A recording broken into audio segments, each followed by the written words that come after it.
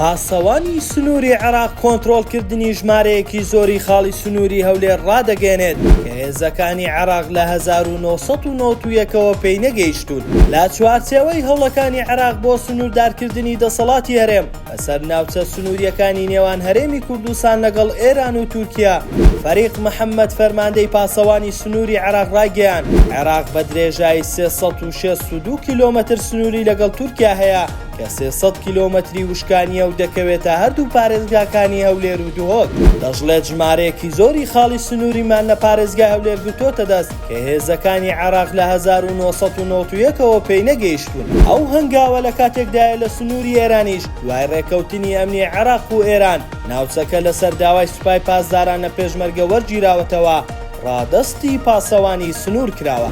ناوبراو دەژڵێت لە خاڵە سنووریەکانی هەرێمی کوردستان ژمارەیەکی زۆری کارینایەسایی گومرگی هەبووە و سوولەی گومرگی بە ڕێگەی قاچاق کراوە کە بووە هۆی ناکۆکیان لەگەڵ حکوومەتی هەرێم هەبووە. ئێستا توانی ویانە ڕێ لەو کارانە بگرن. فەرماندەی پاسەوانی سنوور ئەو هەنگاوانە بە دەستکەوتی گەورە بۆ عێراق دادەنێت لە ڕێگای کۆنتڕۆڵکردنی هەموو دەواازە سنووریەکانی هەرێمی کوردستان.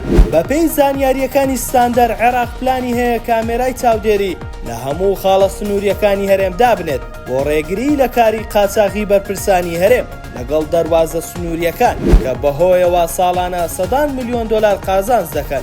سنووردارکردنی دەسەڵاتی حکوومەتی هەرێم قۆناغ دوای قۆناغ لە دوای ریفراندۆمی ساڵی 2017 دەستی پێکردووە و چاوەڕێ دەکرێت بەردەوامیش بێت دوای خاڵە سنووریەکان هێزە ئەمنیەکانیش بگرێتەوە.